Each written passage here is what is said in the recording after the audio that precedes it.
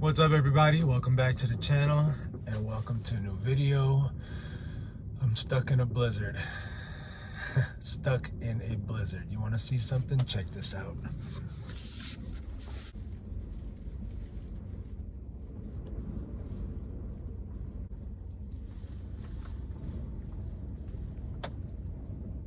What a morning I've had. I checked the apps before I left Wendover. This is the day after Christmas. Said the weather was okay, 18-mile-an-hour winds, light rain. The actual conditions were blizzard. So thanks, weather app. So right now I'm stuck at the Loves and Wells. So I'm not gonna say any more, just watch. I'm doing 34 miles an hour up a mountain. You can forget about lanes. You can see some tracks. Somebody came through here. This is, I guess, 2 lanes. It was 3, but it looks like the road got narrow, so you just drive in the middle, I guess. So hopefully I can make it through this. Okay, we got a situation. I don't know, on I-80 in Nevada, and we're in a blizzard. So they have the lights flashing saying that trucks have to put snow chains on, and they build a little pull-out area so you can chain up off of the interstate safely. Well, I did that, and all of a sudden, an air leak. I have an air leak, and I can't build my air pressure all the way back up. It's a pretty significant leak. So you say, well, just call for help. That's the problem. There's no cell phone service out here. Can't call for help, got an air leak. I'm gonna have to go for it. I have to drive. So there's a chain up area on one side of the mountain. On the other side, there's probably a chain down area. I'm hoping I have cell phone reception at that point. I'll be closer to Wells, Nevada. Maybe I'll start getting some reception. At this point, I have no options. Wait here forever? I mean, what can I do, right? Take off on foot? The problem is, I can drive with this air leak, but if it gets worse and I lose too much air, the emergency brake will kick on and I'm stuck. That's the other part of the dilemma. If the air leak gets worse, if that hose blows completely, emergency brakes immediately kick on and I'm stuck in the lane going up this mountain or down. Okay, I am slowly making it up this mountain. I'm doing 24 miles an hour. As you can see, driving conditions, well, they could be better.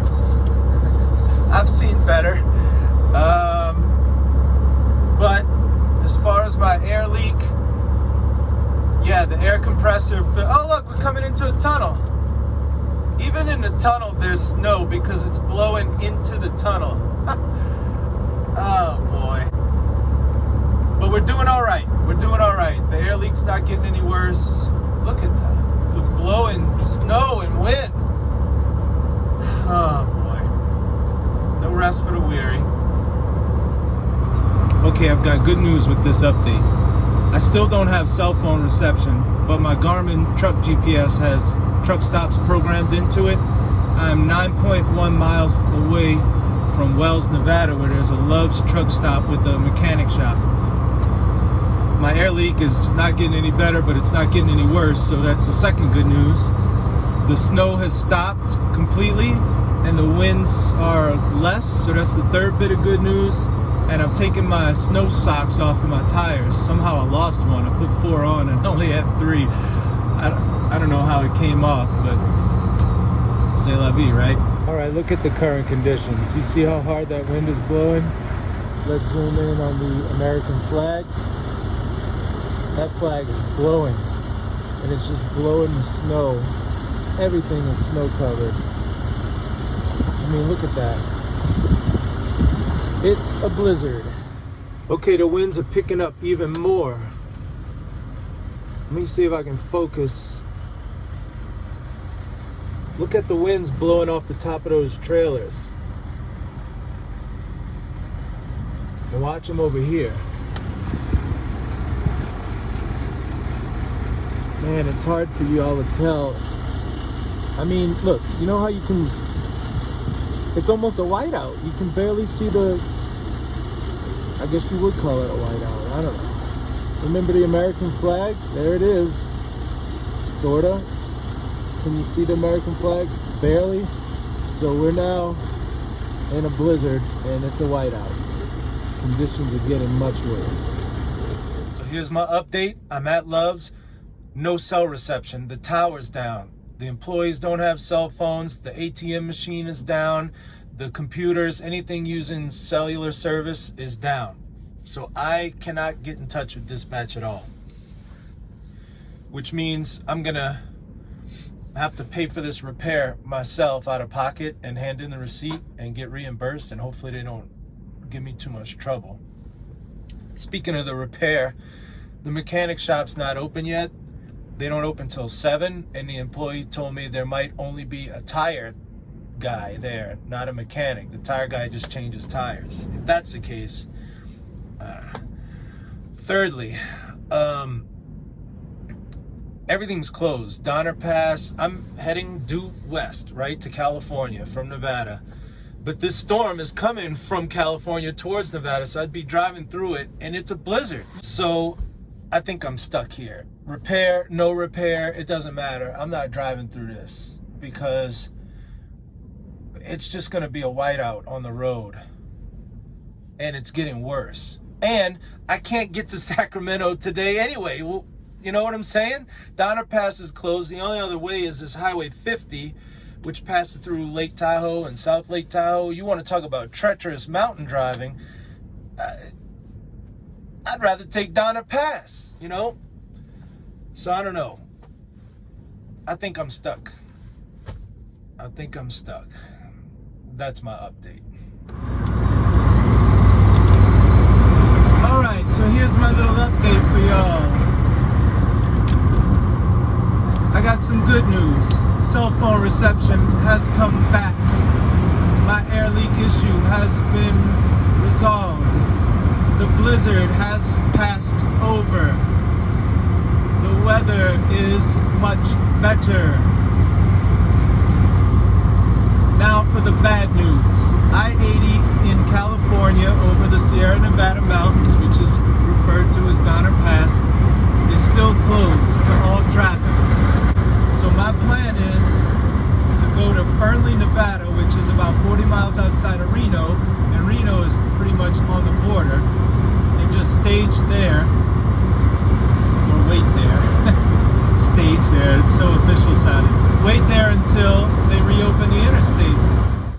Well, here we are once again, dear friends. I'm at the end of the day. I'm parked at the Flying J in Fernley, Nevada. Guess what? Another round of storms is coming through, blizzard type stuff. So the interstate will be shut down tomorrow. I'll just be sitting here all day and all night. And maybe Tuesday they'll reopen it. This was part 3 of my amazing winter storm journey. But some people seem to like my plumbing stories. So before I leave you, I'll give you another one. Okay, in New Orleans, we don't have basements, right? So houses are either built off the ground, they call it a pier house, or above ground house, or they're built on a slab, the rest of the country calls it a foundation, on the ground. So all of your plumbing, meaning your sewer lines and your water lines, hot and cold, copper lines, are below the slab in the ground under the house. Well, what happens if one of those lines breaks? How do you fix it? You tunnel underneath the house. Okay, it's called a tunnel job. So you find the nearest wall, outside wall, to where the break is. You dig a 4-foot by 4-foot base hole on the outside wall of the house, go under the slab, and you start tunneling underneath the slab of the house until you get to the broken pipe. Make sense? Well, these tunnels are usually about 3 foot by 3 foot. So if you're claustrophobic, again, it's not the job for you. And what happens is, because it rains every day and the ground is saturated with water, the tunnel fills with water. So to remedy that, you just put a sump pump in there, a pump in the base hole and pump out the water. So the water will come rushing through the tunnel to the base hole and get pumped out. Well, what happens if they dig the hole on an angle this way and the base hole is higher? Then that means this part is filled with water. It's just, and yeah, you can go through the trouble of pumping it out, but we just get in the water, okay? So there's no light in there. Remember, you're in a tunnel underneath somebody's house. The floor of their house is right there. So you got to bring light. And so you just get a big plastic pan, you put your tools in there and you just float it downstream. So what about light? Well, of course you need electricity for your tools unless they're battery powered. So you just bring extension cords, and on the side wall of the tunnel, you jab a stake in there, you know, a little metal rod along the side, and you can run your extension cords to keep them from going in the water. I think you can see where I'm going here. Well, me and this dude were doing a tunnel job one day. And have y'all ever heard of GFCI? Most people just call it GFI. Ground fault circuit interrupter. You know, in your kitchen or your bathroom, the little wall outlets, sometimes some of them will say reset or test. That's GFCI. If something trips it, boom, it cuts off that circuit immediately and you won't get electrocuted. So if you have a GFCI plug and you drop your toaster in the bathtub with you, you won't get electrocuted because it'll trip. Well, I've never tested it. I know that's how it's supposed to work. So here we are, 25, 30 feet deep in this tunnel, 2 feet, at least 1.5 feet, maybe 2 feet of water. Me and this dude, we're in there. One of us must have bumped the cord, or we weren't looking and it slipped and the extension cord dropped in the water. Now, I'm here today telling you the story because the GFCI did its job. But what if it didn't? I never tested it. I just assumed it would work. Actually, I assumed that the extension cord would not drop in the water, but it did. Let me tell y'all, when that cord hit the water, I felt, for a split second, I felt electricity. Like, if you've ever gotten shocked, it's like a vibration through your body. You know, I guess that's because it's alternating AC. I wonder what it's like getting shocked with DC or direct current. So it shocked me for like a second, but then it shut off, all the lights went out, and we were in pitch black, and we had to go out. So what did we do? Reset it right back in there. But we were extra careful, you know? So, yeah, man, we could have, if I hadn't used my extension cord with the GFCI, we'd be dead. Remember, this was in the morning. The homeowner went to work, so we would just be floating face down under their house. They'd get home at 5:30. Oh, I see the plumber's vans are out there. And we'd be dead under their house. No telling when they would discover us. Maybe our bodies would float out to the base hole. I don't know. You know another funny story about this same guy, the same plumber? He had a job. It was a one-man job, but he needed an extra set of hands for 1 minute just to hold something while whatever. So he called, I was in the area. Hey man, can you help me? 1 minute. I said, yeah. Drove over there. It's an old folks home, nursing home, whatever. Now the backstory is he had a stepson, like 21 years old, who also worked at the same plumbing company. And the stepson, he's white, the stepson's white, had a crush on a black chick, right? And he's like, I'll never allow it. I'll never, I'll throw him out the house. I told him, I'll kick you out the house if you date this girl.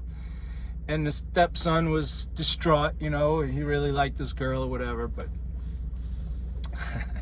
So we're at the nursing home, me and the guy who would kick his stepson out of the house if he dated this black chick. We're going down the hallway, and who's walking towards us? Look, in New Orleans, all nursing homes, it's just black women that work there, 2 black nurses or whatever their position is. I don't know if they were legit nurses, probably not. But they were wearing scrubs, Scrubs are becoming more form-fitting these days. And the one on the right wasn't much to look at, but the one on the left was pretty nice, like Sasha Banks, except even curvier. So what's this dude? They're walking towards us. We walk. When they pass us up, he does the full head turn all the way around to check her out. And I'm like, aha, busted. I mean, turned his whole head and shoulders and everything, man. It was so funny.